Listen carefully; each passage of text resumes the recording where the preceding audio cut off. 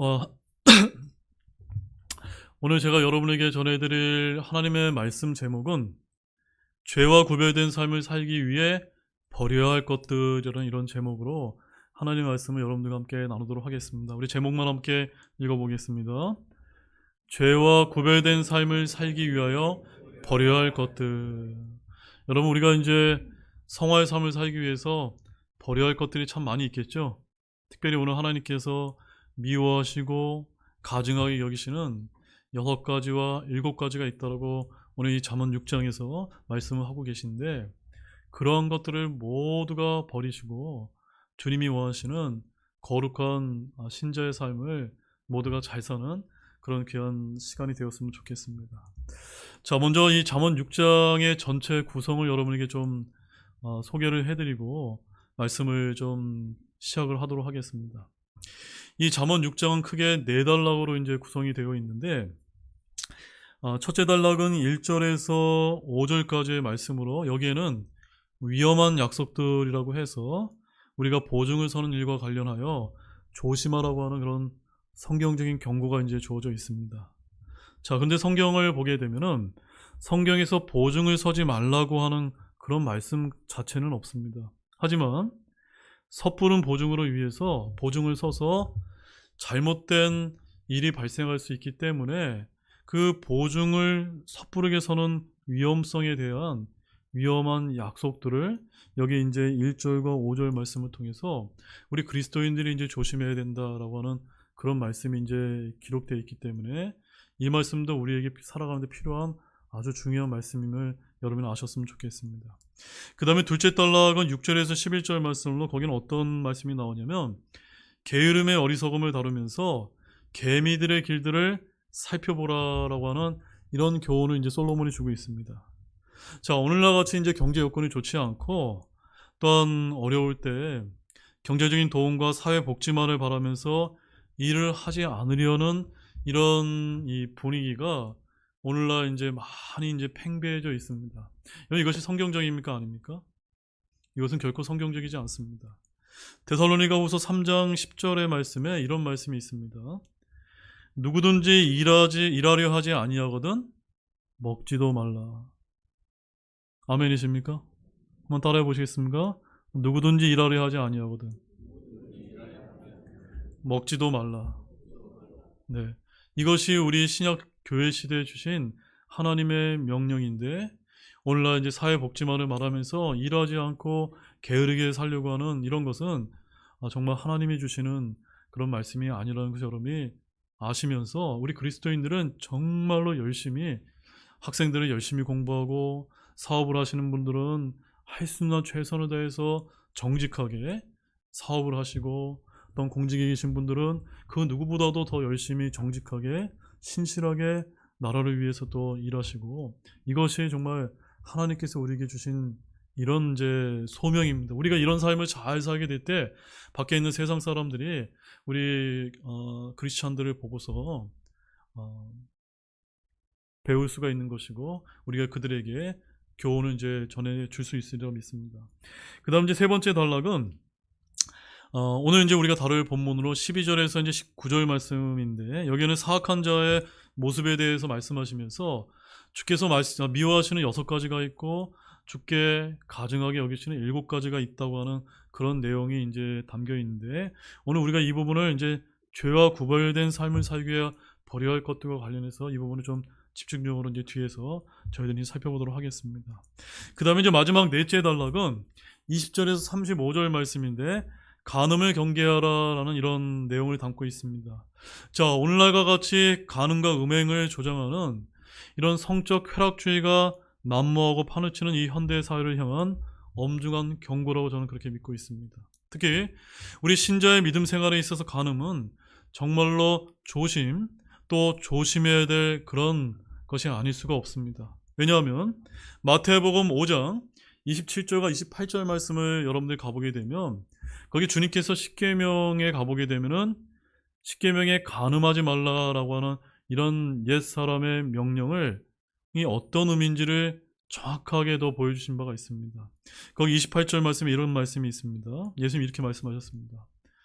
누구든지 여자를 보고 그녀에게 음욕을 품는 자 이미 그는 마음속으로 그녀와 간음하였느니라.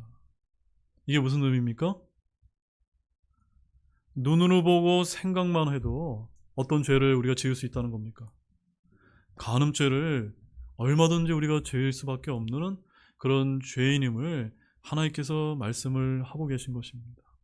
자, 이렇게 우리가 6장에 있는 내용을, 전체적인 내용을 간략하게 이제 이렇게 살펴봤는데, 여러분 잠언의 교훈이 얼마나 우리에게 귀중한 지혜들을 담고 있다고 여러분 생각이 안 드십니까? 보증, 게으름, 간음 등 우리 그리스도인의 삶에 깊이 들어와 있다면 우리는 이것을 결코 가벼이만 볼 수 없는 매우 실제적이면서 영적인 문제들이기 때문에 이런 것들을 우리가 멀리해야만 주님이 원하시는 거룩한 삶을 살 수 있는 것입니다. 우리가 영적인 것을 추구한다고 해서 뜬구름 잡는 그런 이론이 아니라 실생활에서 얼마든지 부딪힐 수 있는 이러한 유혹들을 우리가 물리칠 수 있어야 온전한 믿음 생활이 가능하다는 사실을 여러분 굳게 믿으시기 바랍니다. 자, 그러면 오늘 우리가 살펴보고자 하는 이 잠언 6장의 세 번째 단락을 지금부터 좀 보겠습니다. 자, 이 부분도 우리가 두 부분으로 이제 볼 수가 있는데 12절에서 15절에서는 사악한 자의 특징을 묘사하고 있고 그의 패망을 경고하는 내용이 기록되어 있습니다. 그 다음에 이제 16절과 19절에는 주께서 미워하시는 6가지, 가증하게 여기시는 7가지 죄악을 제시하는 내용이 이제 기록되어 있습니다. 자, 우리가 죄와 구별된 삶을 살기 위해서 이런 것들을 멀리 해야 되는데, 자, 본론에 들어가기 앞서서 본문 16절 말씀을 함께 읽어보도록 하겠습니다. 자, 읽겠습니다. 주께서 이 6가지를 미워하시며 참으로 7가지가 그분께 가증한 것이니. 자, 이 말씀 여러분 오해하지 마시기 바랍니다. 주님께서 미워하시는 것이 6가지만 있고 가증하는 것이 7가지만 있다라고 하는 그런 의미로 여러분 보지 마시기를 바랍니다. 솔로몬이 쓴 이 잠언 같은 경우는 숫자를 사용해서 어떤 사실을 나타내고 있는 것인데 이런 수를 사용해서 나타낸 구절이 여기 16절밖에 잠언에는 기록되어 있지 않기 때문입니다. 자, 그런데 16절에 6가지와 7가지라는 이 말을 두고서 어떤 학자분들은 6가지의 죄를 하나님이 미워하시지만 특히 7번째 죄를 더 가증스러워한다는 그런 의미로 이제 주장하시는 그런 분들이 있습니다. 하지만 16절 이하에 언급되는 7가지 죄를 살펴볼 때 7번째 죄악이 훨씬 더 중요한 것으로 보기 어렵다는 점입니다.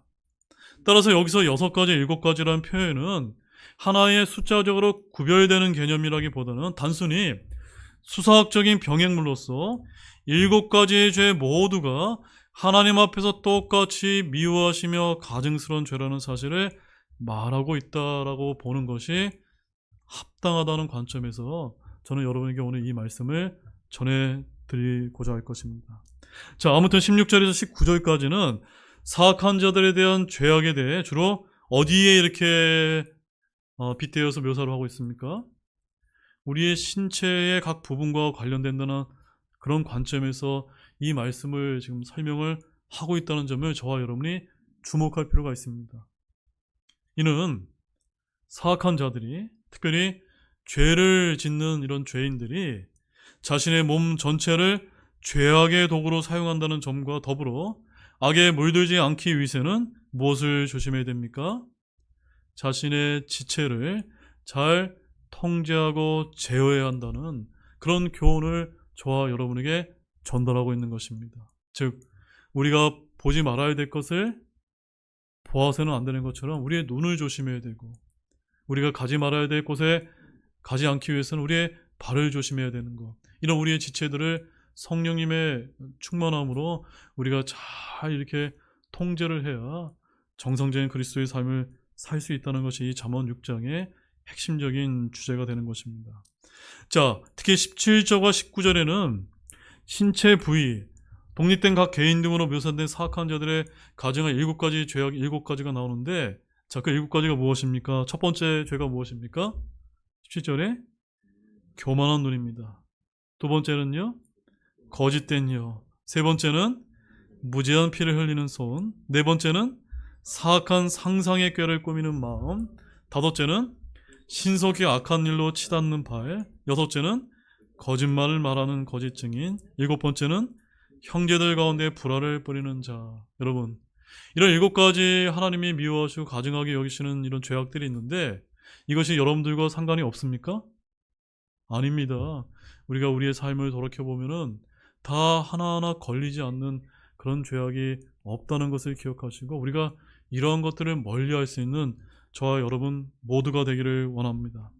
사랑하는 여러분, 몸 하나에 여러 지체가 있어서 각자의 맡은 바 임무를 충실히 감당함으로 온전한 몸을 이룬다는 사실을 모르는 사람은 없을 것입니다. 근데 혹 우리는 이러한 사실을 망각해서 신체의 여러 지체 가운데 소홀히 여기는 그런 부분은 혹시 없습니까?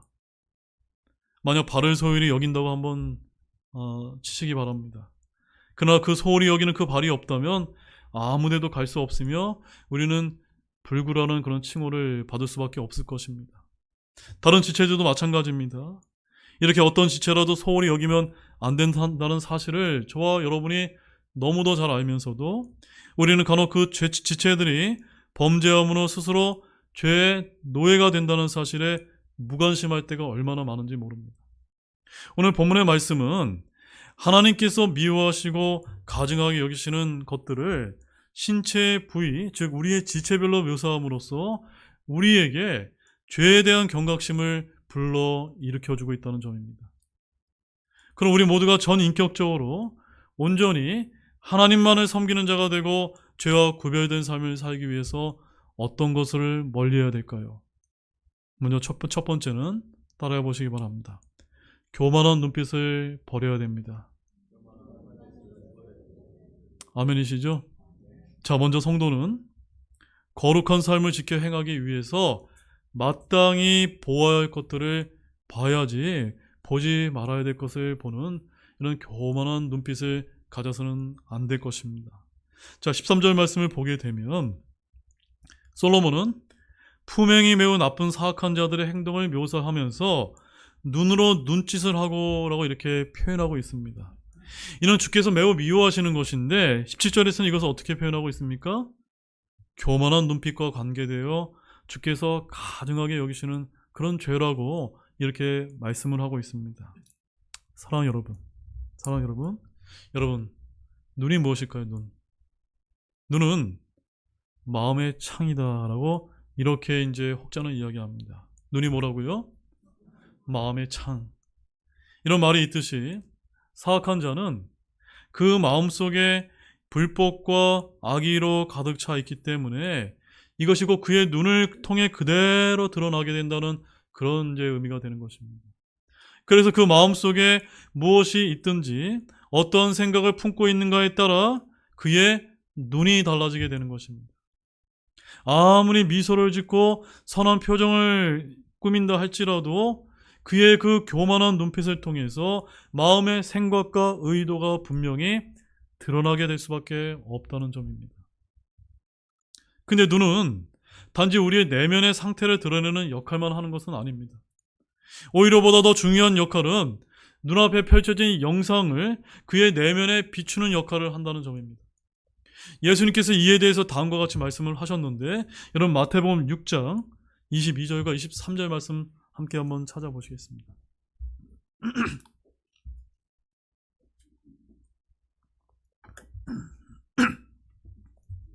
자, 우리 예수님께서 눈과 관련돼서 어떤 말씀을 하셨는지 함께 읽어보겠습니다. 마태복음 6장 22절과 23절 말씀입니다. 함께 한 목소리로 읽겠습니다. 몸의 등불은 눈이니 그러므로 내 눈이 단이라면 내 온몸이 빛으로 가득하나 내 눈이 악하면 내 온몸이 어둠으로 가득하리라. 그러므로 내 안에 있는 빛이 어둠이 되면 그 어둠이 얼마나 크겠느냐. 여러분, 이 예수님의 말씀이 이해가 되셨습니까? 여러분의 눈이 어떤 영적인 눈을 가지셨느냐에 따라 무엇이 이제 비춰진다는 겁니까? 여러분의 마음의 이제 그 상태까지도 우리의 눈을 통해서 다 보여준다는 것입니다. 즉, 육체의 눈이 마음에 의해 좌우되듯이 또한 마음은 눈에 보는 바에 따라 좌우될 수 있다고 하는 그러한 뜻을 이제 보여주는 것입니다. 이렇게 볼 때 눈은 마음과 긴밀한 연관 관계를 이제 가지고 있는 것입니다. 그 영에 막대한 영향력을 끼치는 지체인 것입니다. 즉, 눈이 무엇을 보고 무엇에 관심을 집중시키냐에 따라서 마음 또한 밝을 수도 있고 또한 어두워질 수 있는 것입니다. 따라서 여러분이 좋지 않은 것을 자꾸 보려 한다면, 특히 우리가 크리스찬으로서 바라보지 말아야 될 것을 바라보게 되면은 그것이 어디에 영향을 미치는 것입니까? 우리의 마음과 영에 영향을 미쳐서 우리의 마음이 빛이 되어야 되는데 어두워질 수밖에 없는 것입니다. 그래서 골로새서 3장 1절에서 사도 바울은 뭐라고 얘기했냐면, 너희가 그리스도와 함께 일으켜졌거든 위에 있는 그것들을 추구하라. 거기에는 그리스도께서 하나님 오른편에 앉아 계시니라 라고 이렇게 말했던 것입니다. 우리 그리스도인들이 어디를 바라보라는 것입니까? 하늘을 바라보라는 것입니다. 여러분, 우리 어린 자녀들이 무엇을 보고 무엇을 듣고 성장하느냐에 따라 그의 인격에 막대한 영향을 끼치듯이 우리 성도라면 보아야 할 것, 보지 말아야 될 것, 가져야 할 눈빛, 갖지 말아야 될 이런 눈빛이 있으며 그것을 구분할 줄 알아야 되는 성도가 되시기를 바랍니다. 성도라면 자신의 눈을 선하게 하고 아름답게 가꿀 줄 알아야만 합니다. 그래서 시편 119편 18절 말씀에 가보게 되면 거기 이런 말씀이 기록되어 있습니다. 주께서 내 눈을 여사 주의 법에서 나오는 놀라운 것들을 내가 보게 하소서라고 말씀하고 있습니다. 우리는 우리의 눈을 사용해서 무엇을 바라보기를 애써야 됩니까? 하나님의 말씀을 통해서 이 말씀 속에 주님께서 알려주시는 놀라운 신비들과 은혜와 놀라움을 체험할 수 있는 우리 등대교회 모두가 되시기를 원합니다. 시편 기자의 기도처럼 더럽고 추악하며 거짓과 불법으로 가득 찬 눈으로 볼 수 없는 영적인 하나님의 은혜와 영광을 바라볼 수 있는 그런 성도가 되어야 된다는 점입니다. 그렇다면 여러분 지금 무엇을 보고 무엇을 여러분의 마음에 받아들이고 계십니까? 여러분의 눈을 잘 보호해서 마땅히 보아야 할 것, 추구해야 할 것만을 보려고 애씀으로 여러분의 영에 좋은 영향력을 끼치도록 힘쓰시기 바랍니다. 특히 주께서 가정이 여기시는 교만한 눈빛을 갖지 않도록 애쓰시기를 진실로 소망합니다. 자, 우리 시편 18편 27절 말씀 한번 찾아보실까요? 시편 18편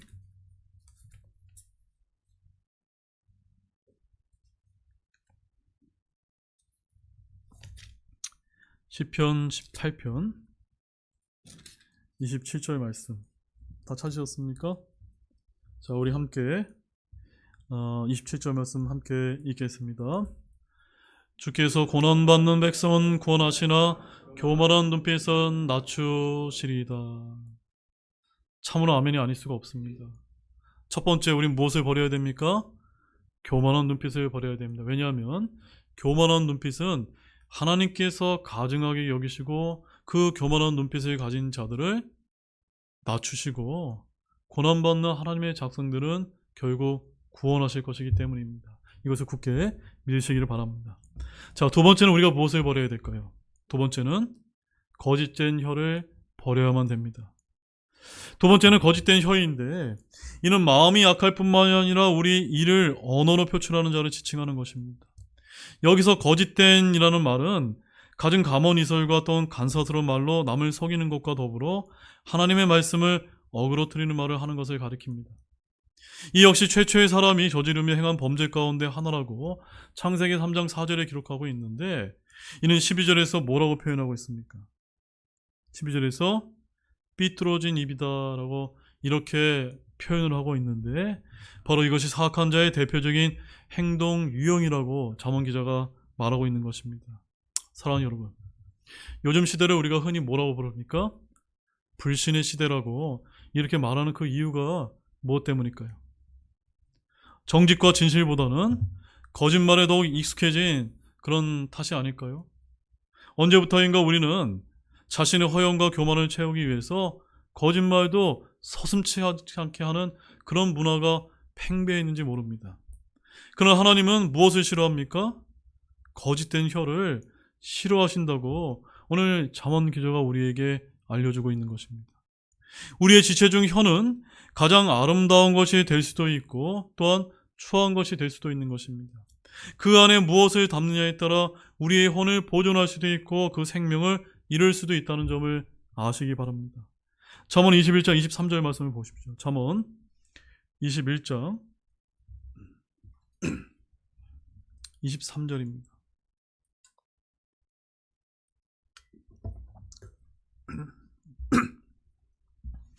잠언 21장 23절 함께 읽겠습니다. 누구든지 자기 입과 혀를 지키는 자는 자기 혼을 지켜 고난들에서 벗어나게 하느니라. 여러분, 이 말씀이 오늘날 세상에 얼마나 중요합니까?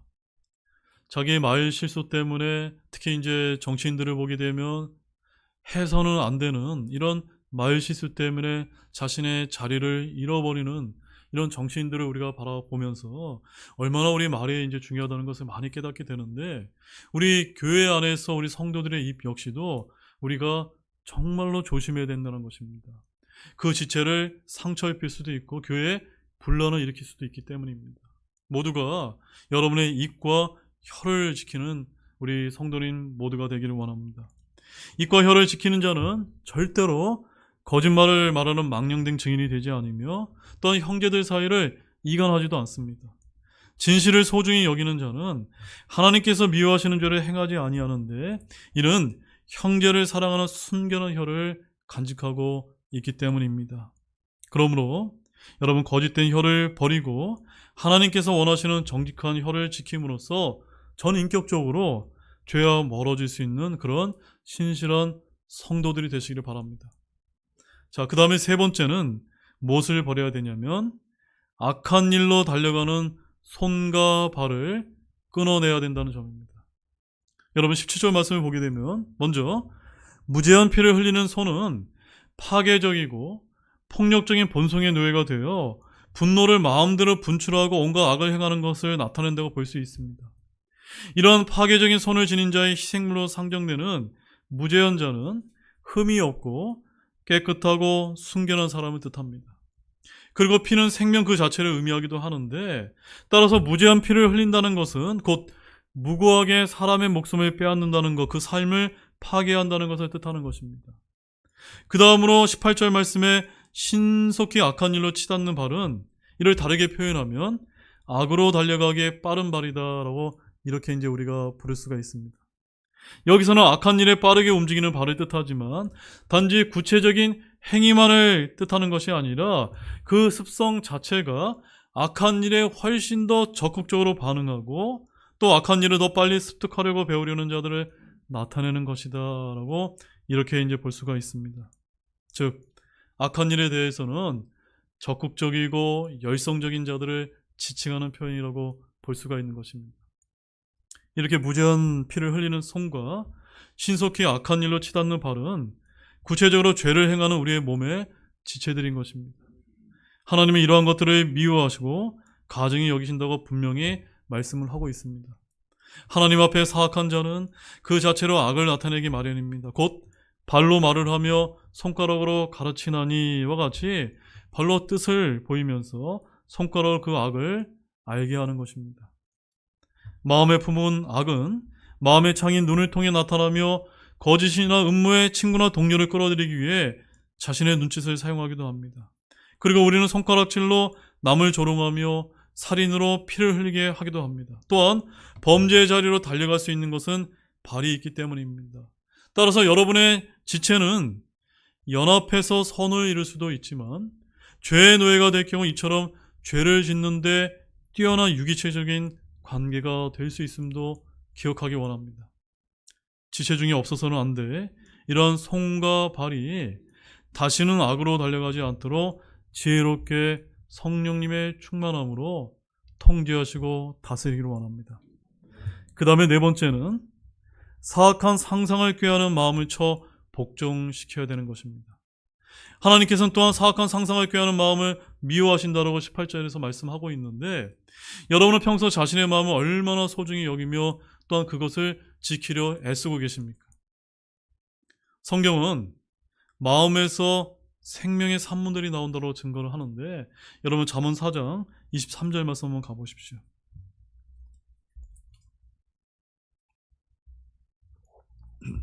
잠언 4장 23절 말씀에 가보게 되면 무엇을 지키라고 했습니까? 같이 읽겠습니다. 열심을 다해 내 마음을 지키라. 생명의 산물들이 거기서 나오니라. 우리 마음을 왜 지켜야 됩니까? 우리의 생명의 산물들이 거기에 있기 때문인 것입니다. 그러므로 지금 여러분은 모두 자신의 소유 가운데 그 무엇보다 무엇을 지키는데 애쓰셔야 됩니까? 여러분의 마음을 지키는데 여러분 모든 시간과 열정을 다 쏟으셔야 되는 것입니다. 그런데 품행이 나쁘고 사악한 자는 자기 마음속에 삐뚤어진 것을 품고 계속해서 악한 일을 꾀하면서 불화의 씨를 뿌리는 그런 모습을 보이는 것입니다. 그래서 본문 14절 말씀 한번 보십시오. 14절 말씀 함께 한번 읽어보겠습니다. 그는 자기 마음속에 삐뚤어진 것을 품고 계속해서 악한 일을 꾀하며 불화를 뿌리느니라. 여러분, 삐뚤어진 것. 오늘 우리가 이제 기도 시간에도 하나님의 오른쪽의 가치, 그 반대되는 것을 우리가 무슨 가치라고 부릅니까? 하나님의 왼쪽 가치라고 부르는데, 왼쪽, left가 원래 무엇을 뜻하냐면 사전적으로 삐뚤어진 것이라고 이제 이렇게 정의를 내리는 것입니다. 우리가 그런 삐뚤어진 것을 마음속에 담게 되면 언젠가 그것을 통해서 우리가 악한 생각들이 나올 수밖에 없음을 항상 잊지 마시기 바랍니다. 이들은 자신의 마음을 지키는데 실패한 사람들입니다. 이미 그 마음 중심에 주님이 없는 자들이기 때문인 것입니다. 마음을 다하여 하나님의 사랑하라는 명령을 잊은 자를 하나님께서 더 이상 기쁘게 여기실 리가 없는 것입니다. 그렇기 때문에 이제 우리는 더 이상 우리의 마음을 허탄한 데 빼앗겨서는 안 될 줄로 아시기 바랍니다. 불법을 일삼는데 방치해서도 안 되는 것입니다. 도시를 침략하여 그 도시의 주인이 되는 것보다 성경에 가보게 되면 우리의 마음속에 있는 영을 지키는 것이 훨씬 더 중요하다고 성경은 우리에게 말씀하고 있는 것입니다. 잠언 16장 32절 말씀 가보십시오. 잠언 16장 32절 함께 읽겠습니다. 분노하기를 더디하는 자는 용사보다 낫고 자기 영을 다스린 자는 도시를 취하는 자보다 나으니라. 멋진 말이지 않습니까? 어떤 도시를 정복하는 그런 정복자보다 자신의 영과 자신의 마음을 다스리는 것이 훨씬 더 중요하다는 이 말씀 역시도 우리가 잊지 않기를 원합니다. 바로 지금이 다른 때가 아닙니다. 지금 이 순간 여러분의 지체들을 죄의 노예로 전락시키려는 악한 마음을 쳐서 복종시키를 바랍니다. 이렇게 마음을 지켜서 전 인격적으로 거룩한 삶을 살 때 영원한 생명의 축복을 모두가 받게 되실 것입니다. 그 다음에 마지막 다섯 번째는 거짓들을 말하는 거짓 증인과 형제들 가운데 불화를 뿌리지 말아야 된다는 점입니다. 자, 19절 말씀 함께 읽어보겠습니다. 본문 19절 함께 읽겠습니다. 거짓들을 말하는 거짓 증인과 형제들 가운데 불화를 뿌리는 자니라. 자, 우리 주님께서 미워하시는 사악한 자의 죄악 가운데 여섯 번째와 일곱 번째는 거짓되고 악한 말과 관련된 것이라는 점에서 매우 공통점이 있습니다.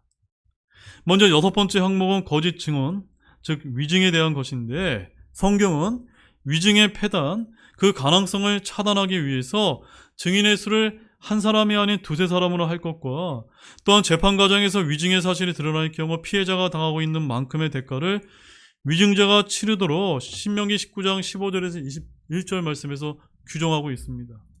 그리고 하나님의 백성이 반드시 지켜야 할 강령인 10계명 제9번째 계명에서도 위증 금지를 못 박아 놓고 있는데 출애굽기 20장 16절에 이렇게 말씀하고 있습니다. 너는 내 이웃을 대적하여 거짓 증언을 하지 말라. 뭘 하지 말라고요? 거짓 증언을 하지 말라는 것입니다. 그런데 오늘날 이 사회를 보면은 여러분 어떻습니까? 얼마나 거짓 증언이 난무하는지 모릅니다. 이런 거짓 증언이 난무하는 세상 가운데 우리 크리스천들은, 우리 기독교인들은 어떻게 해야 되겠습니까? 거기에 동화가 되어야 되겠습니까? 아닙니다. 이 세상에 동화되지 않고 우리의 생각의 변화를 받아서 이 하나님의 말씀대로 내게 좀 불리해도 거짓 증언을 하지 않는 우리 진실한 또는 정직한 성도들이 되기를 원합니다. 이렇게 하나님께서 거짓 증언, 위증을 미워하시고 근절하도록 명하시는 이유는 이것이 사회의 정의와 공의를 가능케 하는 재판 자체를 어그러뜨리는 것, 그 사회 자체의 정의와 공의에서 멀어지게 하는 것이기 때문입니다. 아울러 7번째로 제시되는 형제들 가운데 불화를 뿌리는 자, 이웃, 그리고 형제를 자신의 몸처럼 사랑하는 하나님의 뜻에 정면으로 대적하는 것이라고 부를 수가 있습니다. 이는 가족과 사회 윤리의 근간을 이루고 있는 형제들 사이에 신뢰를 깨트리는 것이라는 점에서 그 문제의 심각성이 굉장히 크다라고 이렇게 볼 수가 있습니다. 문제는 이러한 자들이 교회 내에서도 얼마든지 있을 수 있다는 점입니다. 형제 자매들 가운데 거짓말로 불화를 뿌림으로써 교회 내 분란과 갈등이 생겨날 때가 있는데 이러한 것들을 주님께서 어떻게 여기신다고 말하고 있습니까?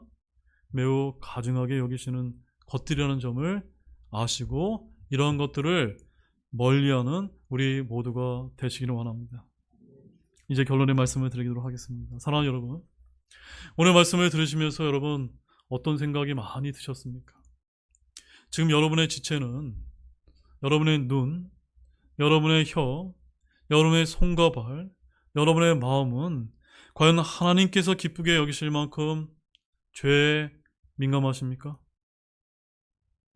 전인격적으로 죄와는 거리가 먼 삶을 살고 있다고 당당하게 여러분 자부하실 수 있습니까? 우리의 지체는 바로 하나님의 명령 안에서 선하게 사용될 때 창조주의 목적에 따라 좋고 아름답게 지켜질 수 있지만 죄에 기들 때는 그 무엇보다도 악하고 패역한 도구로 전락할 뿐이라는 사실입니다. 자, 본문 15절 말씀에 가보게 되면 거기에 이런 말씀이 이제 기록되어 있습니다. 함께 한번 읽어보겠습니다. 그러므로 그의 재난이 갑자기 닥치리니 그가 구할 길도 없이 갑자기 패망하리라. 이런 하나님께서 미워하시고 가증하게 여기는 것들을 우리가 멀리하지 않게 될 때 어느 날 갑자기 재난이 임해서 우리가 패망하게 되고 또 구원받지 못하게 된다는 이런 교훈을 여러분 항상 잊지 않기를 원합니다. 그러면 하나라도 버릴 수 없이 소중한 우리의 지체를 불의의 도구로, 죄의 도구로 여러분 내주시 마시고 여러분의 눈, 여러분의 손, 여러분의 발, 여러분의 혀와 여러분의 마음을 의의 도구로 하나님께 모두 드림으로써 죄와 구별된 삶을 사는 거룩한 우리 등대침등의 모두가 진실로 되기를 원합니다. 우리 로마서 6장 13절 말씀을 읽고 마치도록 하겠습니다. 로마서 6장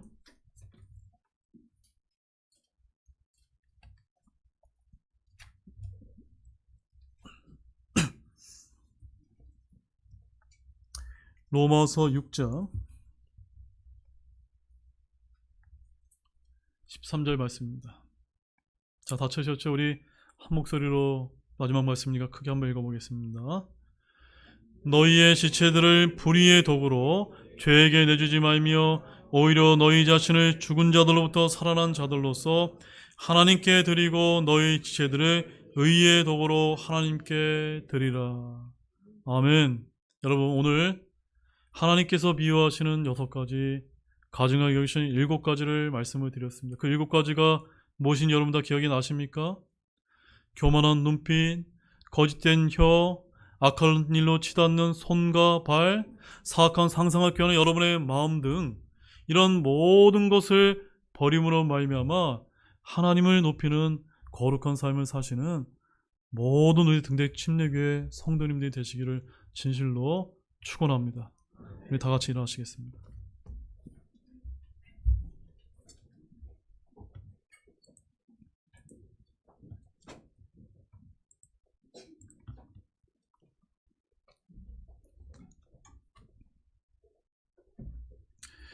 우리 기도하는 시간을 잠시 갖도록 하겠습니다.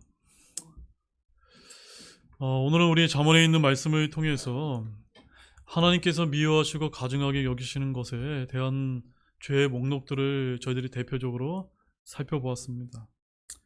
우리가 너무나 잘 아는 것들이지만 사실은 우리가 이런 말씀들이 우리가 듣지 아니하면 때때로 우리가 하나님이 미워하시고 가증하게 여기시는 것들을 우리가 크리스찬이라고 얘기하면서도 우리 삶 가운데 행할 때가 얼마나 많은지 모릅니다.